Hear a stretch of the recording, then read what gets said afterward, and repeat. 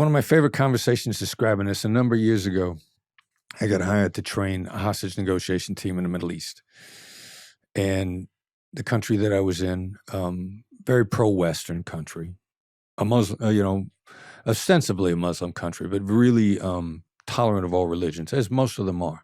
So I get brought in to talk to the sheikh that's the head of counterterrorism.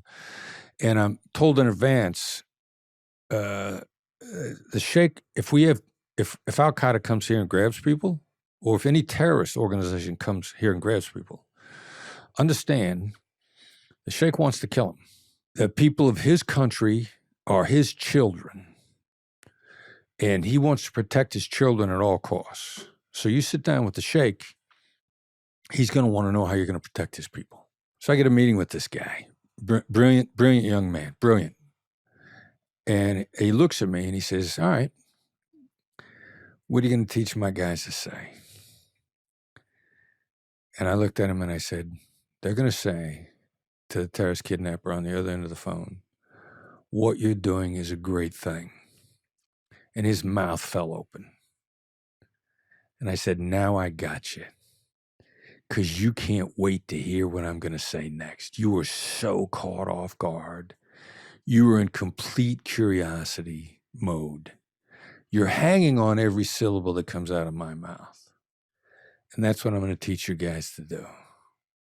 And he went, oh, you're hired. But so what is driving the other side? In their mind, how do they see what they're doing? What do they see as a justification for it?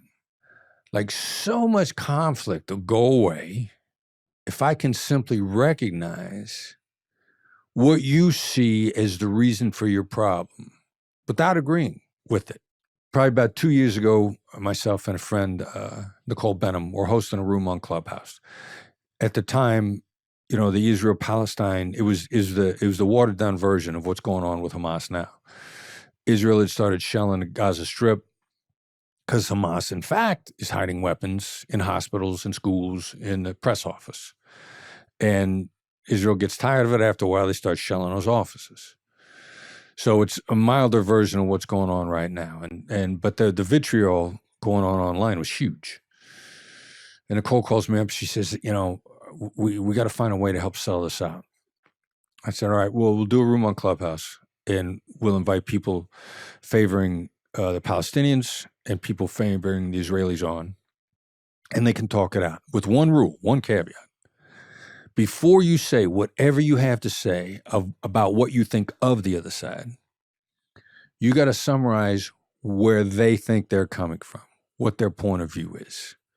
And as soon as you get an all clear from them, as soon as the other side effectively says, that's right, that's how I see it, you could say whatever you want.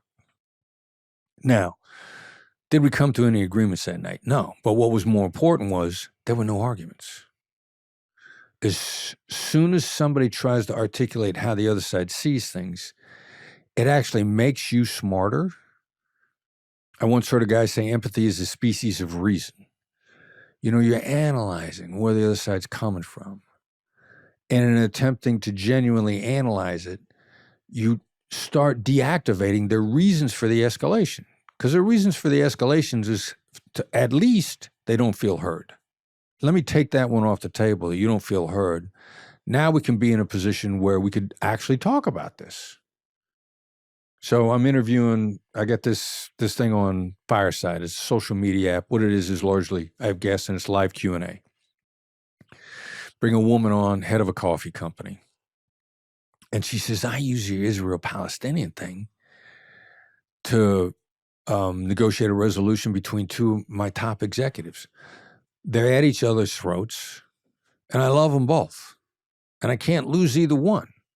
So remember what you did on Israel-Palestine, and I brought them in the room and I said, okay, you could say whatever you want about the other side, but first you got to summarize their position. You got to summarize how they see things and what is motivating them. And she said two things. She said, we resolved it on the spot. And she said, it was such a moment that I still cry when I think about it. So, what's all this rambling about? Take a shot. at summarizing how the other side sees things. If it doesn't solve the problem on the spot, it at a minimum brings you closer together, and we're all better off.